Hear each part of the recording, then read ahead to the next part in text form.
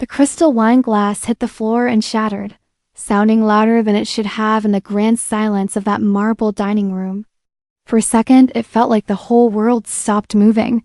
Kesha Williams stood frozen at the doorway, her hands still trembling from the tray she had just dropped. Champagne splashed across the floor. The smell hit her nose sharp and bitter, but she wasn't thinking about the mess. She wasn't thinking about the angry voice behind her. She was staring straight ahead at something on the wall above the fireplace. A photo. Her photo. A little girl around 7 years old, smiling with a missing front tooth and 2 crooked pigtails tied with yellow ribbons. Her face, Kesha's knees nearly gave out. It couldn't be. That photo had disappeared years ago, stolen. Or lost from her only bag the night her world changed forever. The night her mother overdosed. The night she was taken from the only home she had ever known. And now, here it was. In a golden frame. On display. In a stranger's house. A billionaire's house. Clean that up, came a cold voice behind her. She turned quickly. Richard Blackwood. The man who owned the mansion. The man hosting tonight's fancy charity event. His gray eyes looked past her like she wasn't even real. I'm sorry, Mr. Blackwood, Kesha stammered. I'll get a mop, just clean it up and get out of my sight. But she couldn't move. Her hands had started to shake. Her eyes went back to the photo again. Why did this man have her childhood photo? Why was it framed like a piece of art in his dining room? Did he know who she was? Did you hear me? His voice cut sharper this time. She nodded quickly and dropped to her knees, picking up the broken glass with shaking fingers. Each shard felt like a piece of her own past, cutting deeper than the last. Her chest tightened. What is happening? She thought just hours ago. Kesha was putting on her plain black catering uniform, trying to smooth her curly hair into a bun in the tiny mirror of her cramped apartment. Her 8-year-old daughter, Maya, was still asleep on the couch bed behind her, wrapped in their one good blanket. She had taken the catering job last minute. It paid $200 cash for one night of walking around refilling drinks and pretending not to exist. And she needed that money. Maya's school supplies were due next week, and the rent was already late. So she said yes. Even though she knew she'd be serving people who looked at her like she was invisible, what she didn't expect was to see her own face staring back at her from a billionaire's wall. Kesha, her supervisor, Mrs. Chun, whispered as she appeared in the doorway. What happened?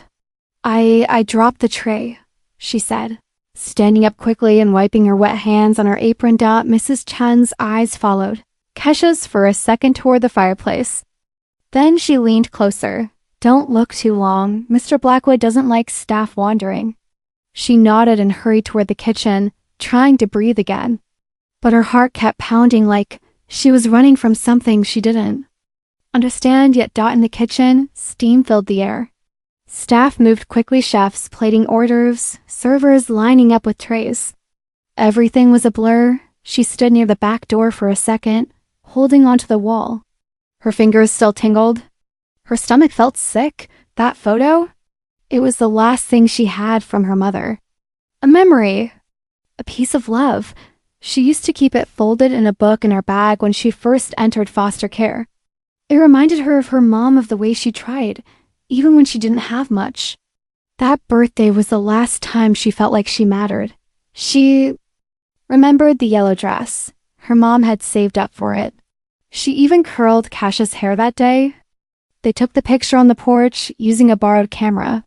Her mom was smiling, proud, and then it was gone. One foster home to another. People forgot her. Some hurt her. Some ignored her, but no one ever remembered her birthday. No one ever saw her as more than just another case. Until now. Now her face was framed on a billionaire's wall. Why? Kesha didn't know how she would find the answer. But deep inside, something told her this wasn't an accident.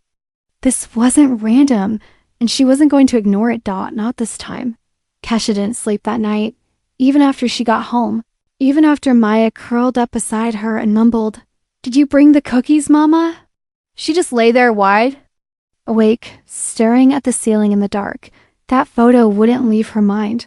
Her 7-year-old face, frozen in time, smiling from a stranger's fireplace like it belonged there. The way her stomach dropped when she saw it, like something inside her had snapped loose.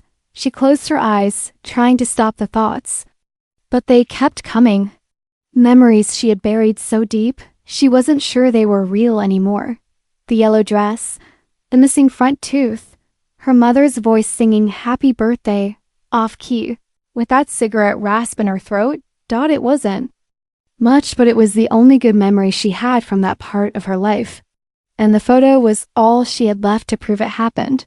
She had carried it through foster homes like a secret, tucked it inside an old shoebox with a broken necklace and a drawing Maya had made her when she was 5, until one day it was just gone. Now, 17 years later, there it was, perfectly preserved, beautifully framed, with a golden nameplate beneath it. Kesha Marie Williams, age 71995.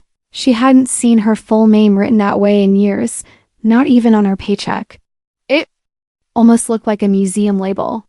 Like she was some kind of exhibit, but who put it there? And why did Richard Blackwood, a man she had never met, have it? He didn't even look at her twice when she dropped that tray. Just waved her off like trash on his marble floor, and yet her childhood photo hung in the center of his home like some kind of prize. The more she thought about it, the worse it felt. She got up quietly and tiptoed to the kitchen. Maya stirred, but didn't wake. The hum of the old fridge filled the silence. As she poured herself a glass of water, the faucet squeaked like always. The air smelled like old heat and laundry soap. Her whole life fit into this tiny apartment, and none of it made sense anymore. Kesha looked at the wall above the sink where Maya's school calendar hung. Rent was 3 days late. Her phone bill was due tomorrow. Her car needed new tires. There were more problems than money. That catering gig had been a lifeline. A long night on her feet, smiling at people who didn't even look at her. But worth it, or so she thought. Now she wasn't sure. She opened the fridge and grabbed the small container of leftover pasta. Took a bite cold, didn't taste it. Her thoughts were far away, back in that dining room. Back at that fireplace. Back in the foster home where that photo disappeared. She remembered it now. It was her 4th placement. She had just turned 8. The foster mom had been nice at first, but strict. No running, no touching the walls, no crying at night. Kesh. It kept her backpack under her bed. That's where she kept the shoebox. Then one morning, it was gone. No one knew where it went. The foster mom said maybe the social worker took it. The caseworker, Miss Williams, not her mother, but same last name. Patricia, maybe. Kesha remembered. Her vaguely tall, soft voice. Always in a rush. She never asked about the photo again. Foster kids learn fast. Don't get attached. Don't ask too many questions. Don't expect anyone to care about your little things. But now that little thing was in the mansion of a billionaire. Kesha at the calendar again. Maya's family day at school was coming up. The teacher had told her they could bring grandparents if the parents couldn't come. Grandparents. Kesha had no parents, no grandparents, no siblings, no one. At least that's what she thought. But what if that wasn't true? What if someone had lied? She felt a chill crawl up her arms. She went back to the living room and pulled out the plastic bin from under the couch. Inside were her personal things, old bills, Maya's drawings, a folder of birth records. She flipped through them until she found her own birth certificate, Mother Denise Williams. There was no father listed. She stared at that blank space. What? If that space wasn't supposed to be blank? What if someone had made sure it stayed that way? Her mind kept drifting back to Richard. Blackwood's eyes, cold, empty, like he looked straight through her. But he had her photo. How? And if he had that, what else did he know? She sat back, her heart pounding now. She couldn't explain it, but she felt something coming. Like a storm creeping in just beyond the skyline. Quiet at first, but growing fast. She had questions now, and she wasn't going to stop until she got answers. Kesha stood in front of the mansion again, Same black iron gates. Same glowing lights from the tall windows. Same feeling in her stomach, tight, uneasy, but not quite fear. This time, she wasn't here to serve drinks. She was here to find out why her childhood photo was hanging on a billionaire's wall. It had been 3 days since the catering event. She tried to let it go, told herself it wasn't her business, that the rich do weird things, collect things. Maybe it was a mix-up or coincidence, but there was no mixing up her photo. The yellow dress, the toothless grin, the little scar above her eyebrow from falling off her bike. It was her. No doubt. She took a deep breath and walked up the long stone path. Her hands were sweating. She wasn't even sure what she was going to say if someone opened the door, but she couldn't stay away. She was about to ring the bell when the door swung open. A woman stepped out. Older, maybe in her 60s, elegant but not flashy. Silver hair, pinned up, wearing a sweater and slacks. No makeup, no earrings. Just tired, thoughtful eyes that froze the moment they saw Kesha. "You're," the woman started, then stopped. Kesha lowered her eyes. I'm sorry to bother you. I was here the other night, working the gala. You dropped the champagne." Kesha looked up. The woman's voice wasn't unkind, just surprised. "I did. And I saw something that... I haven't stopped thinking about." The woman didn't ask what it was. She already knew. "You saw the photo." Kesha nodded. The woman stepped aside. "Come in." Everything inside the house felt colder now, less glamorous. Less alive. Maybe it was the lighting. Or maybe it was that the illusion had already cracked for Kesha. The woman led her into a smaller sitting room, not the grand dining space from before. There was a fireplace, but no photo this time. Just quiet and the sound of a clock ticking somewhere. "I'm Margaret," the woman said. "Margaret Blackwood. I was married to Richard. Divorced now, but I still help with his charity events. Keeps things smooth." Kesha sat on the edge of the couch, gripping her bag.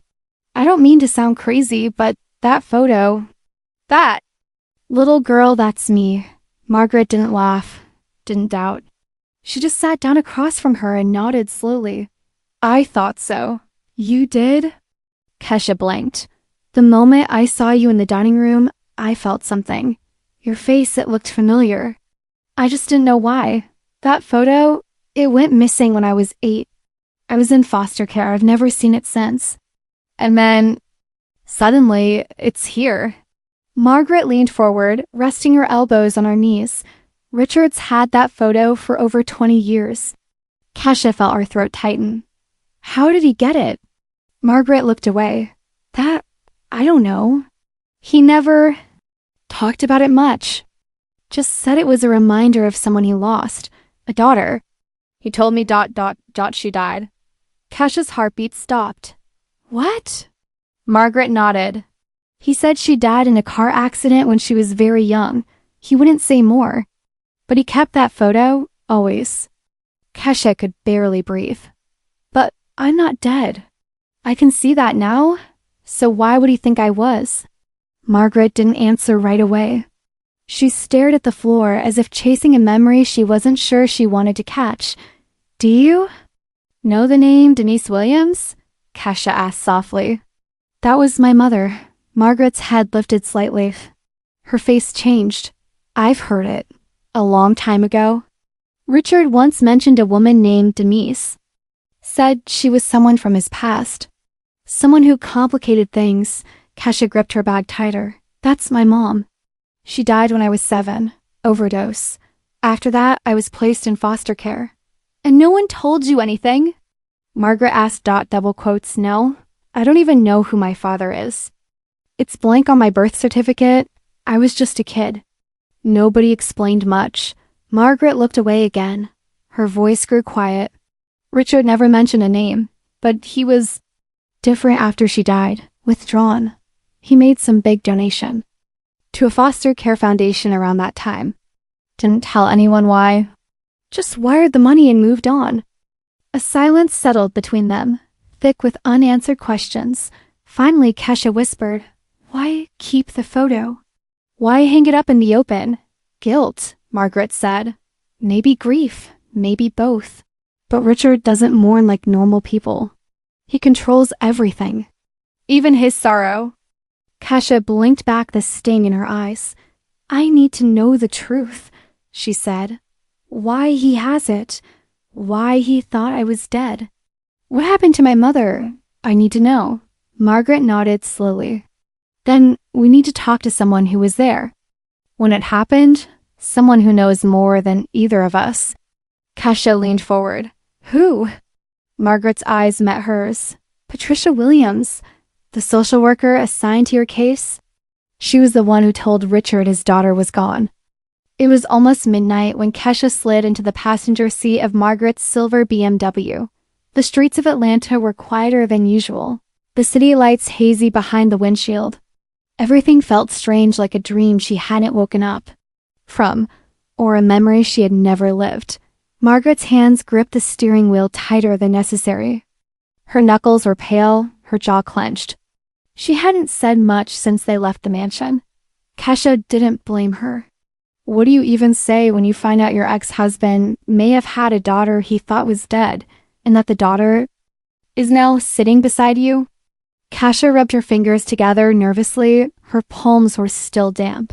She was used to tough situations, late bills, rude customers, long nights. But this was something else. This was history uncoiling itself in front of her eyes. How do you even find a social worker after all these years? She finally asked. I have contacts, Margaret said quietly. Old friends. Some owe me favors. One of them traced Patricia to a house about 2 hours south. But tonight we're just meeting her. She agreed to talk at a diner. Kasia turned toward her. She remembers me? Margaret glanced sideways. She didn't say. Just asked if your name was Kasia Marie Williams and went quiet for a long time. Kasia's stomach flipped. They drove in silence for a few more minutes, the city turning into suburbs, and then into long dark roads lined with pine trees and gas stations. Margaret broke the silence. Do you think she lied? Kasia looked out the window. If she told him I died when I didn't, then yeah. She lied. No, I mean, do you think she did it to protect you? Kasia shrugged. I want to believe that. I do, but no one ever protected me when I was a kid. They just moved me around. Labeled me, forgot me. Margaret didn't reply. They pulled into the small diner just off Highway 85. The neon sign buzzed. Faintly, Maple and Maine All-Night Cafe. The windows were foggy, and inside, the lights cast a warm yellow glow on the empty booths and checkered floor dot. It felt like stepping into another decade. Only one person sat inside, near the back. An older woman with silver hair, wire-rimmed glasses, and a cup of black coffee in front of her dot. When Kasia walked in, the woman looked up and froze. Her mouth parted slightly. Her hand trembled. Kasia, she whispered, like the name was a ghost come back to life. Kasia stood still, unsure if she wanted to sit or run. Hello, she said softly. Are you Patricia? The woman nodded slowly. Please sit down, both of you. Margaret slid into the booth first. Kasia sat across from Patricia, heart pounding like a drum. For a long moment, no one said anything. Then Patricia whispered, You're alive. Kasia blinked. You thought I wasn't. Patricia closed her eyes and let out a shaky breath.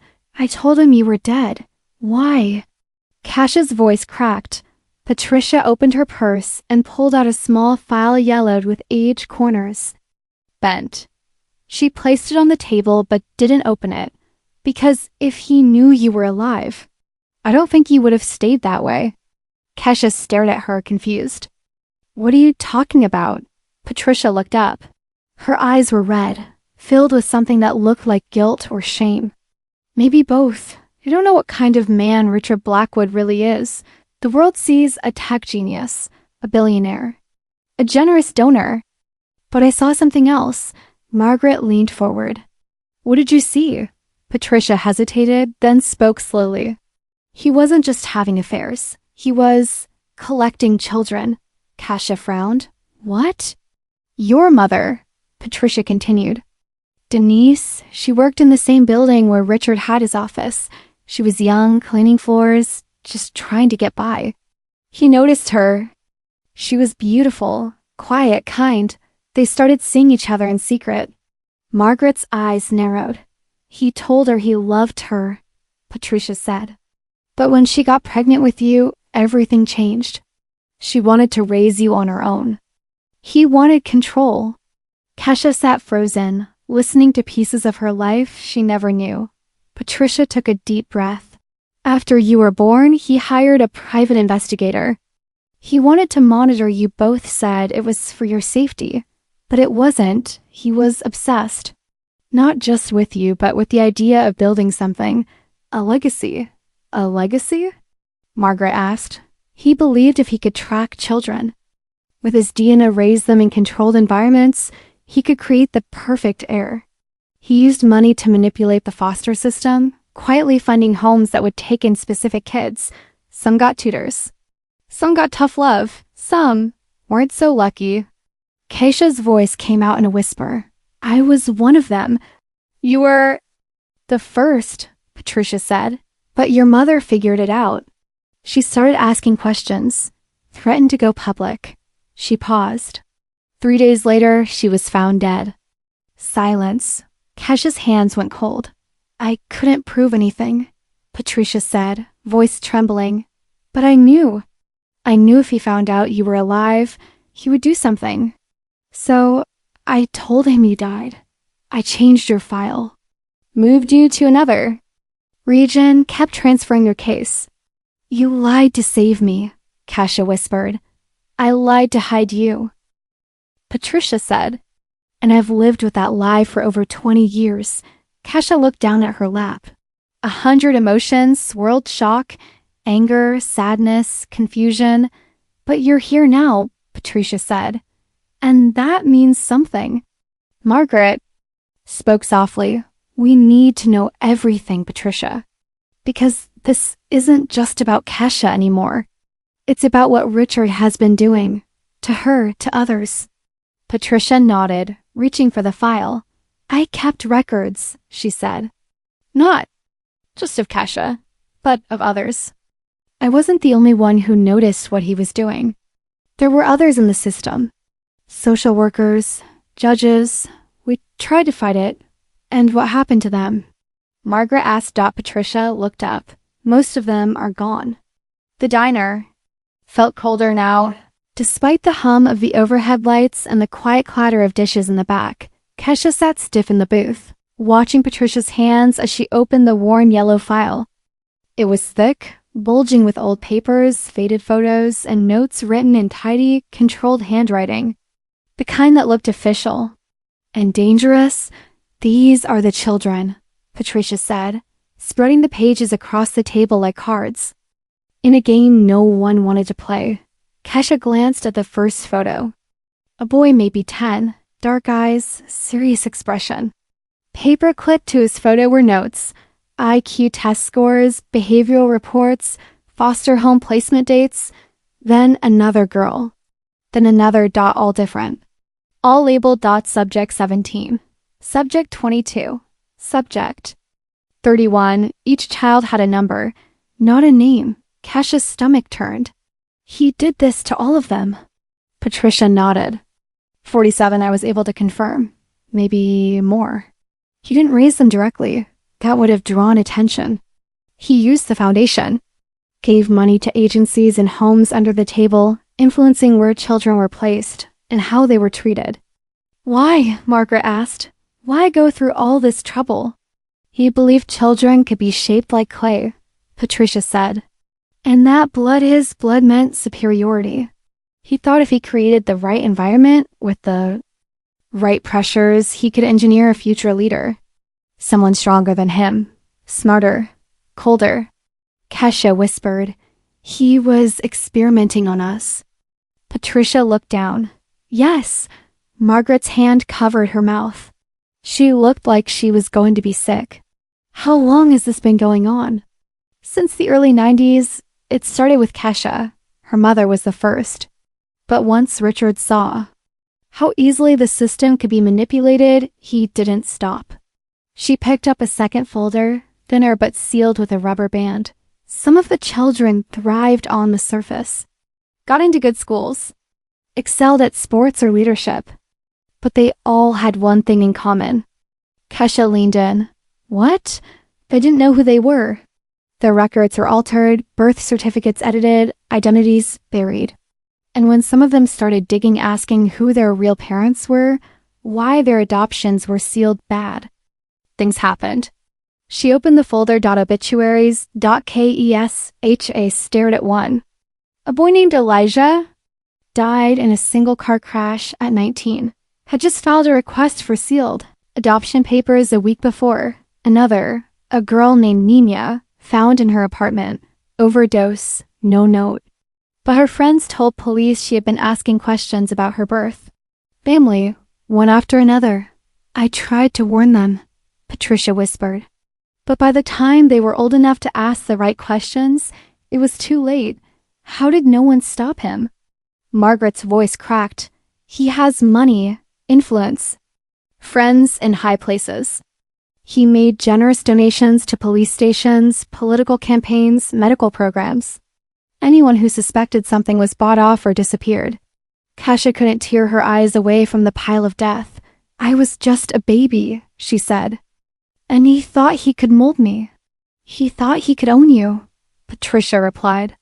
He saw you as the prototype, the first test. But your mother Denise, she fought back. She kept you away from him.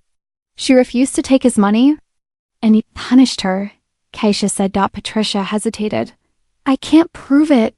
But 3 days after she confronted his lawyer, she was dead. And he believed I died too? Kesha asked. I told him you did. It was the only way to keep you safe. I filed the death notice myself. I rerouted your records.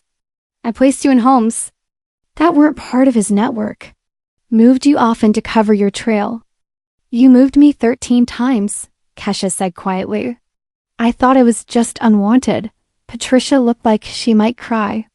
I wanted to tell you. Every time I checked on you, I wanted to explain. But the more you knew, the more danger you'd be in. And the others? Margaret asked. Are any of them still alive? Patricia pulled out a final sheet. 17 names. Most were aliases. They're scattered, she said. Living under new identities. Most don't even know the truth. Then we have to tell them, Kesha said. Patricia shook her head. It's not that simple. If Richard finds out you're alive, if he even senses you're investigating, he'll try to erase everything.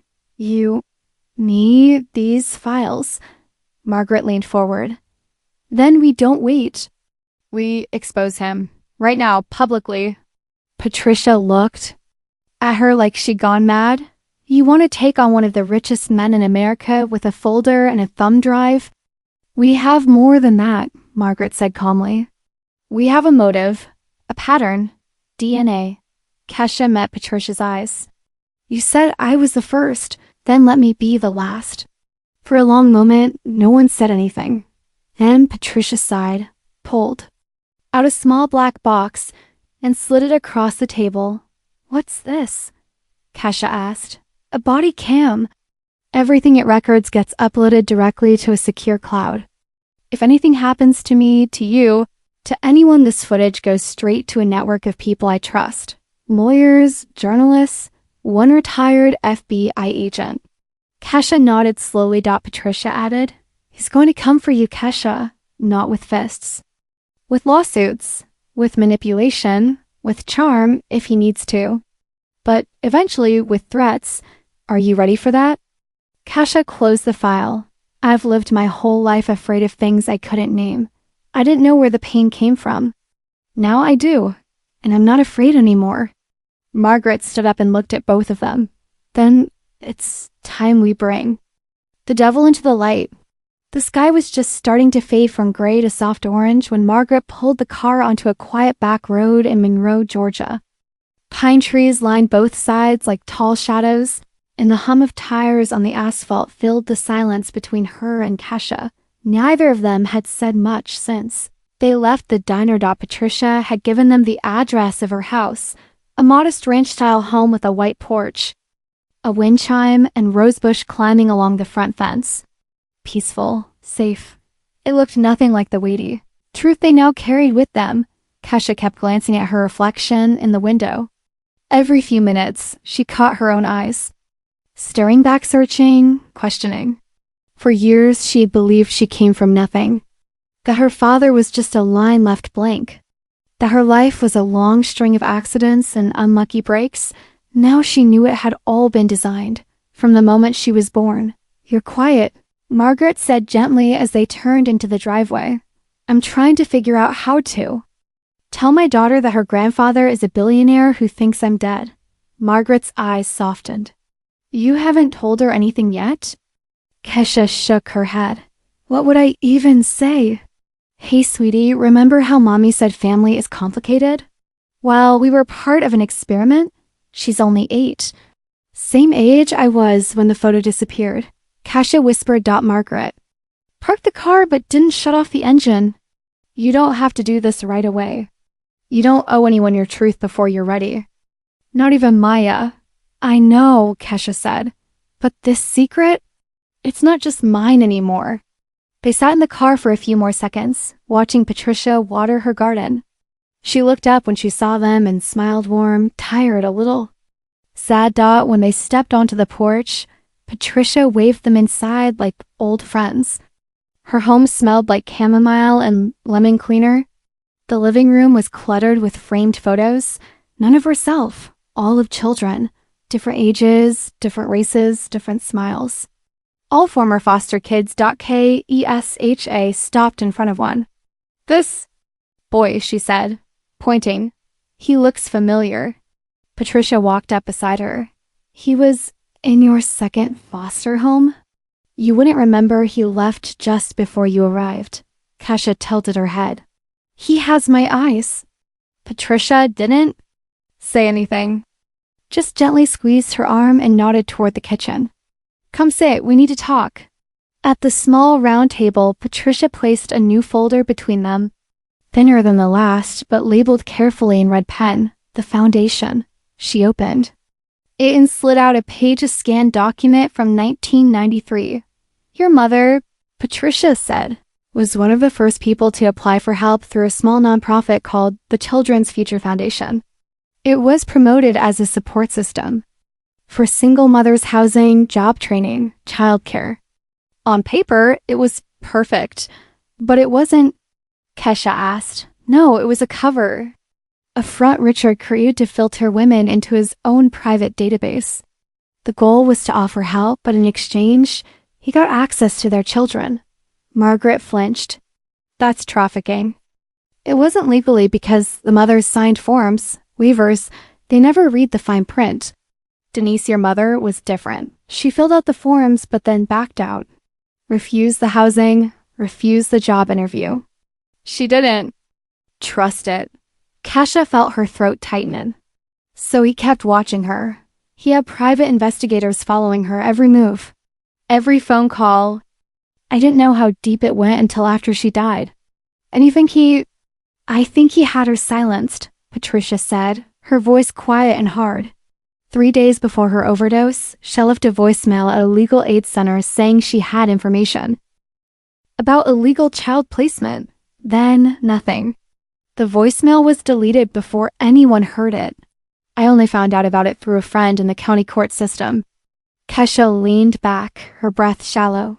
"He killed her because she didn't want to hand me over. Yes, and because she knew too much. But if Richard really thought I was dead?" Kesha asked slowly, "Why hang the photo? Why keep it?" Patricia looked at her closely. "Because he wanted to believe the lie. He needed something to grieve, something to humanize the guilt."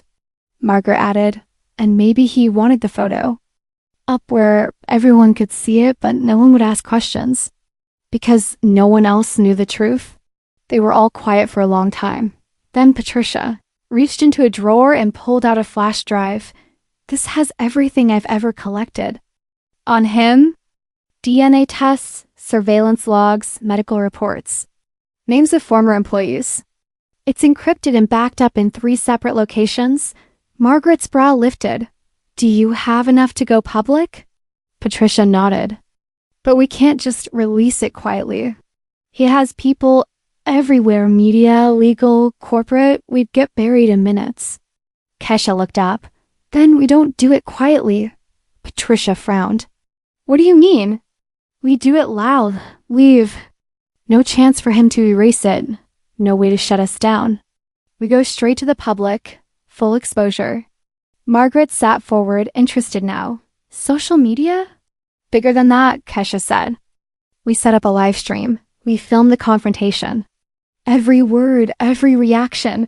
If he denies it, we have the files. If he confesses, we have the tape. Patricia looked uncertain. He'll come after us. I know, Kesha said. But if he does, the whole world will be watching. Margaret nodded slowly. Then we prepare. We bring backup. And we make sure we're not the only ones with access to the footage. Patricia picked up her phone and opened a secure messaging app. I'll alert the others. People in media. In law, we've been waiting for a moment like this. Kesha looked between them, her voice steady now. Then let's give them something they'll never forget. But outside, parked 2 blocks away in the shadows of a quiet church parking lot, a black SUV sat with its engine humming. Inside, man watched the house through binoculars. His phone buzzed. A text from a private number. She's alive. And she's planning something. The man typed back. I'm listening. At 8:47 p.m., the black SUV rolled up Patricia's gravel driveway. The headlights lit up the front porch like a warning. 3 men in dark suits stepped out, the middle one moving with the stillness of a predator. Richard Blackwood. He didn't knock. He didn't wait. He stood at the front door and raised his hand like he expected the world to open for him. Inside, Kesha could feel her heart slam against her chest, like it was trying to escape. He's here, she whispered. Margaret looked up from her phone. I'm going live. She hit the Go Live button on Facebook. Within seconds, viewers began to trickle in, just a few at first, then dozens, then hundreds. The title read, The Truth About Richard Blackwood, Watch This Before It's Taken. Down. Patricia handed Kesha the body cam. This uploads automatically to the cloud. As long as it's rolling, we're safe. Kesha clipped it to her shirt and walked toward the front door. Her legs were shaking. Her voice wasn't. She opened the door. And faced the man who shaped her life without ever saying her name. He looked older up close. His hair was thinner. His skin pale under the porch light, but his eyes cold, calculating, sharp as ever. Kesha, he said softly, like her name was a memory he couldn't quite believe had come back. I'm not a memory, she replied. I'm your daughter. He didn't respond. He just stared at her like a man trying to rearrange time with his mind. You're supposed to be dead. He finally whispered, That's what they told you. And you believed it because it was easier than facing the truth. Richard's gaze flicked to Margaret behind her, then to Patricia in the doorway. You lied to me, he said, his voice darkening. Both of you. We protected her, Patricia said. From you? From what? He snapped. I never laid a hand on her. No, Kesha said. You didn't have to. You laid plans instead, charts, reports, foster placements. You shaped my entire life like it was a science project. His jaw tightened. You don't understand what I was trying to build.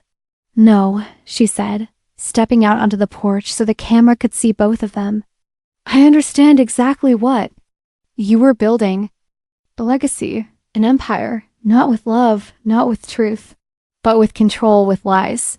Viewers were now pouring into the live stream by the thousands. Comments started flying in real time. What is this? Is this really Richard Blackwood? Oh my God, is this true? Richard saw the camera. He blinked slowly, then said, "This doesn't have to be public, Kesha. We can talk about this like family." "We were never a family," she said. "You made sure of that the day you tried to erase me." Behind them, Margaret held her phone steady, eyes locked on Richard's every move. "I gave your mother everything," Richard said tightly. "Chance, a better life. You gave her fear," Kesha said. "You followed her, harassed her. And when she tried to expose you, she ended up dead." "That's not true." "Then prove it," Patricia cut in. "Explain the private investigators, the erased voicemail, the forged documents." Richard's mask started to slip. "She was a drug addict." "She was a mother," Keisha snapped, her voice rising. "And she loved me. That picture you've had for 20 years? She took it. She curled my hair that day. She bought that yellow dress with her tips. She gave me one day, just one, where I felt like I mattered, and he turned it into a trophy." Richard took a step forward. "I kept that photo because I grieved you." "No," she said. "You kept it because it reminded you that even with all your power, you couldn't stop her from keeping me safe." More comments were flooding in now. Screenshots, news outlets, influencers picking up the stream. "It was going viral. You said you wanted to build something," Keisha said. "Well, now the world's watching what you built." Richard looked straight at the camera and said, "None of this will stick." "You have nothing, no proof." Patricia stepped forward and held up the flash drive. "This says otherwise. DNA tests. Payment records, case files, every lie, every manipulation, every child." Richard's face turned gray. Kesha whispered, 47. "Children, some dead, some lost, and all of it because you wanted to play God." He opened his mouth to speak, but behind him, the sound of sirens cut through the air. Red and blue lights flashed in the trees. Margaret blinked. "That's not us." Kesha looked over the porch rail. 2 unmarked police SUVs had pulled into the driveway behind Richard's car. From the shadows, a woman stepped forward, tall, short hair, badge around her neck. "Mr. Blackwood," she said calmly. "I'm Special Agent Talia Rains with the FBI. We'd like to ask you a few questions about your foundation." Richard turned slowly. For the first time in his life, he looked cornered. "You have no authority here," he said. "We do now," Agent Rains said. "There's a federal investigation into nonprofit fraud, obstruction of justice, and child endangerment. You can come quietly, or I want a lawyer." "You'll get one." As agents moved forward, Richard didn't resist. He simply looked back at Kesha, not with anger, but something else. Defeat. She didn't look away. She watched the man who'd haunted her without ever showing his face walk down the steps, past the flowers into the dark with handcuffs on his wrists. And just like that, it was over. Later that night, back in Patricia's living room, the live stream was still being shared. News outlets were already calling it the Blackwood Files, whistleblower stories, old foster kids coming forward. The truth was out, and it was moving fast. Kesha sat beside Margaret on the couch, holding her phone. Maya's voice rang through the speaker. "Mommy? Are you coming home soon?" Kesha smiled. "Yeah, baby. I'm coming. Can we get pancakes tomorrow?" You can have all the pancakes you want." Margaret looked at her. "Are you okay?" "No," Kesha said. "Though I will be." She leaned her head back against the couch and let herself breathe. For the first time in a very long time, she felt free. Epilogue. 3 months later, the trial began. 17 surviving children, now grown, testified under new names. And old wounds. Patricia became a national hero. Margaret gave every dollar of her divorce settlement to help fund therapy and housing for the survivors. And Kesha? She wrote a book, The Girl in the Yellow Dress, a story about trauma, survival, and choosing love over fear. She didn't write it to punish Richard. She wrote it so no child would ever feel forgotten again. And so her daughter Maya would grow up knowing Her mother didn't just survive the system. She broke it wide open.